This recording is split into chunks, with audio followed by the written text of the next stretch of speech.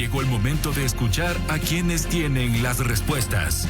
En Pulso Informativo, conversamos con los protagonistas de la actualidad.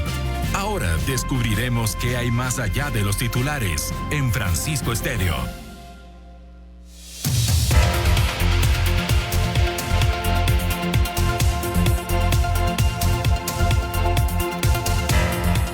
Bien, son las 7 de la mañana con 8 minutos. Está con nosotros el doctor Gustavo Ich. Él es consultor político. Doctor, ¿cómo está? Buen día. Caterine Betancourt y Cristian Hidalgo, les saludamos. Muy buenos días, Caterine, Cristian. Muchísimas gracias por la invitación. Un saludo para todos quienes nos escuchen. Saludos de vuelta, doctor. Bueno, quiero empezar consultándole, doctor, lo que está pasando. ¿Cuál es el análisis que usted hace con base en su experiencia, ¿no? A lo que pasa en este impasse diplomático entre Ecuador y Colombia. ¿Cuál podría ser la salida, doctor?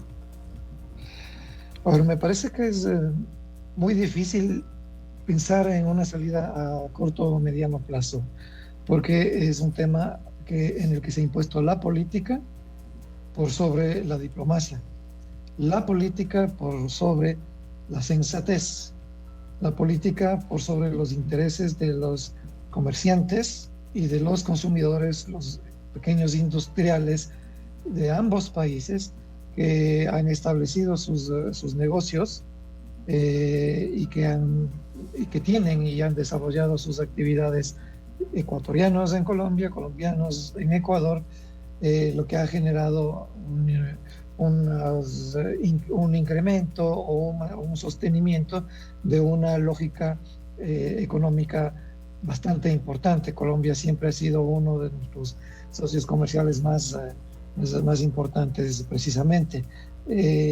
Luego esto ha derivado en otros escenarios que también son muy graves. El haber incrementado al 100% los aranceles que se cobran por parte de Ecuador a productos colombianos es básicamente una decisión que puede ser la carta de defunción del Pacto Andino, porque dadas las actuales circunstancias, los modelos de intercambio, los porcentajes comerciales que corresponden a los distintos países que conforman esta organización regional, la ausencia de Colombia sería sumamente grave por el volumen de la economía que mueve ese país, que es por lo menos 3 veces superior a lo que hace Ecuador. Ecuador, de lo que había estado revisando, no ha activado, por lo menos en 2 años, en ningún proyecto, en ningún proceso realmente importante en términos del intercambio comercial o de la amplificación de los acuerdos que ya pudiesen haber estado en marcha.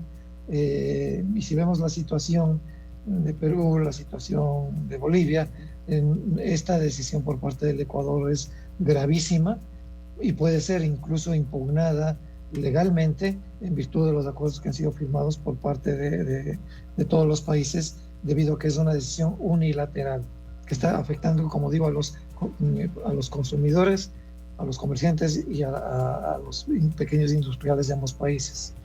Doctor, ¿cómo ve usted justamente la postura del presidente colombiano de colocar al 0% de arancel a los productos que son importantes para su país, mientras que Ecuador se mantiene justamente en este 100%? ¿Hay una apertura de parte del gobierno de Colombia para evitar que haya un perjuicio justamente a su población, lo que no ocurre en Ecuador? Sí. Es que hay mucha más inteligencia política, eso es indudable, en el país del norte, en el gobierno de Petro, en comparación con la inteligencia política con la que se toman decisiones, muchas veces han sido señaladas como improvisadas en temas que son estratégicos para el país, y precisamente en estos espacios como hidrocarburos, energía, seguridad. Mire, el problema del conflicto con Colombia por el que fue, al parecer, y digo al parecer porque realmente no es así, lo que está ocurriendo tiene otro trasfondo, estaría relacionado con la falta de atención de Colombia en la frontera sur, es decir, en la frontera que comparte con nosotros, nuestra frontera norte es la frontera sur, para evitar el tránsito de fuerzas irregulares, delincuenciales, que vienen acá al Ecuador.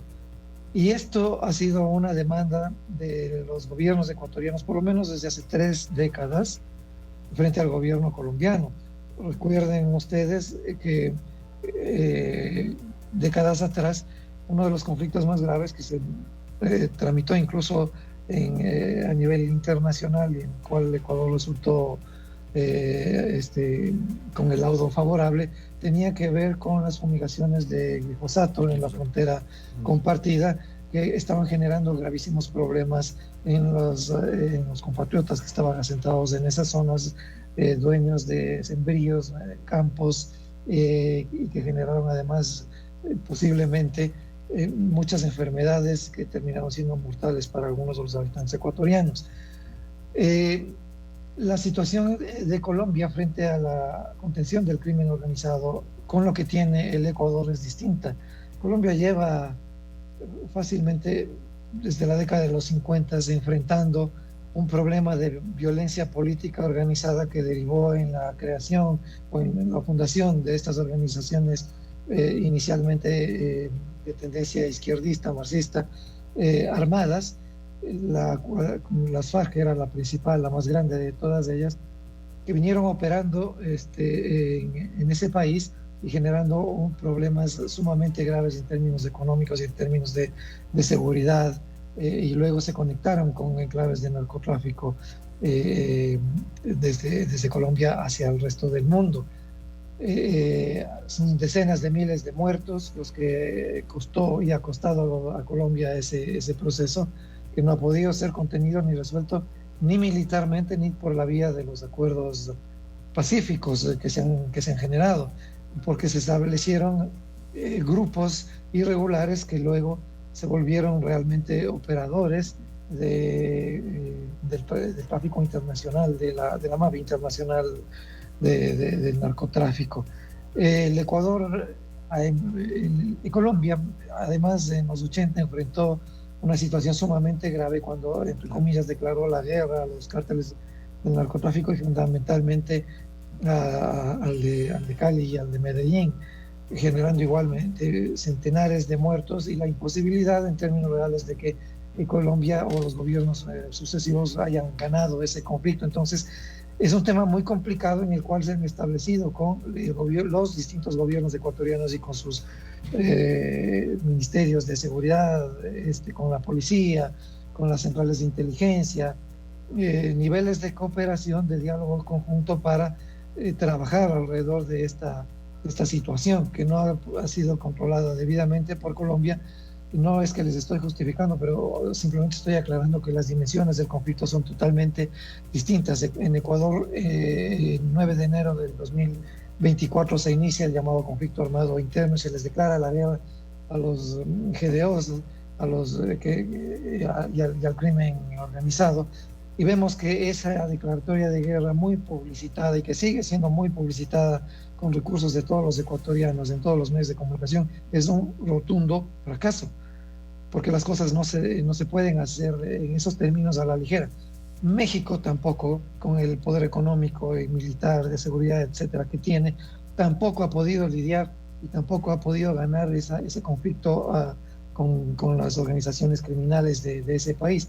Y los Estados Unidos, las cifras de las organizaciones internacionales nos lo dicen con absoluta claridad, es el país en el cual por lo menos el 45% de sus habitantes han consumido en algún momento de su vida drogas ilegales, ¿sí? Es decir, el narcotráfico que circula por el Ecuador y que va hacia tanto Estados Unidos cuanto a Europa es un problema gravísimo que requiere la participación de toda la sociedad civil y no pelearse y no dividirse con aquellos países que de alguna manera han tenido más experiencia, tienen más capacidades, más recursos para actuar de manera conjunta, y es lo que ha hecho Colombia y que no ha podido ser desmentido por el gobierno ecuatoriano, y eso es grave.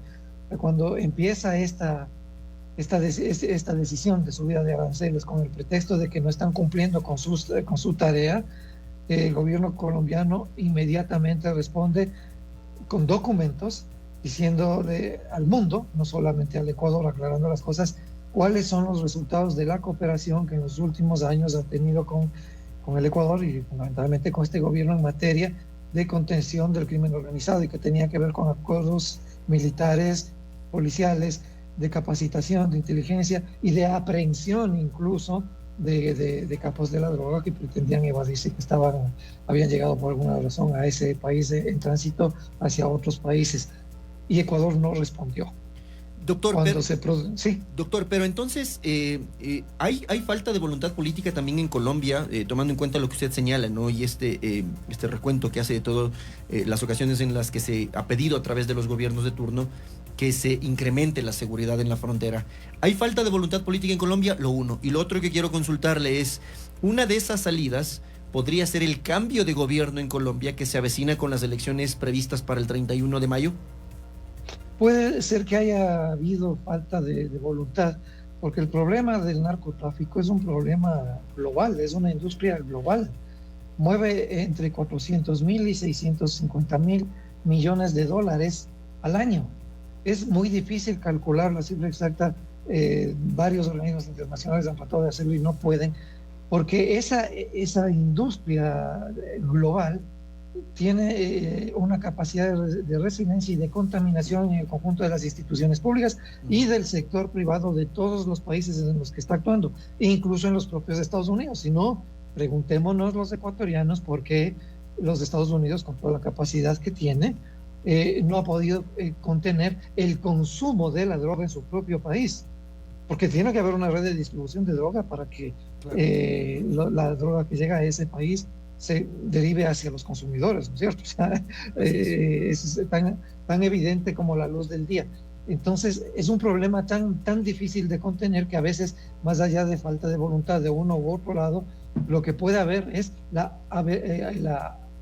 incapacidad de lidiar con un tema por parte de países que no tienen economías diversificadas, totalmente consolidadas, políticas comerciales, políticas públicas, porque una cosa es tomar decisiones y estrategias en lo militar, en materia de seguridad, policial, etcétera, y otra cosa es complementar esas estrategias también combatiendo los problemas estructurales que desatan esos problemas en su origen en los sectores económicamente más susceptibles, es decir, problemas como la pobreza, la falta de empleo, la falta de educación, la falta de acceso a niveles dignos de vida. Lo que pasa en Ecuador es absolutamente claro, y lo que ha pasado en los otros países que acabo de señalar también. Entonces puede ser, sí, falta de voluntad en alguno de los dos países, un tema manejado políticamente, probablemente también, pero es evidente que no hay posibilidad de contener ese negocio de blanqueo de capitales por cientos de miles de millones de dólares que que se inyectan en la economía de los países y a los que las empresas privadas, el Estado y los gobiernos sucesivos se benefician con esos recursos para generar, algunos de ellos, obras con corrupción, otros con un poco menos de corrupción y otros solamente para corromperse. Es decir, lo diplomático se podría solucionar con el cambio de gobierno, pero lo otro es difícil, doctor. El tema del control de la frontera. Sí, o sea, pero a ver, miremos lo que está ocurriendo. Colombia toma esta decisión, cero gravamen a los productos ecuatorianos. Entonces, el problema no es que cambie de gobierno en Colombia, el problema es que, o sea, tenemos aquí una decisión de capricho, una decisión que no se sostiene en las estadísticas, una decisión que dice, esperemos que en los próximos meses cambie el gobierno colombiano y venga un nuevo gobierno, un nuevo presidente para ahí sí recién sentarnos a dialogar, y no nos interesa como régimen nacional el impacto que estamos generando en los consumidores, en los emprendedores, en los pequeños industriales y en los comerciantes de nuestro propio país que tienen esos negocios con Colombia bajo el argumento de que Petro todavía está en el país. ¿Qué tal que viene el nuevo gobierno y dice, sí, lo que decidió Gustavo Petro lo ratificamos nosotros también, cero aranceles para el gobierno ecuatoriano, y después de meses de impacto económico y de prejuicios a nuestros comerciantes y al sector productivo y de consumo acá en el país, le van a decir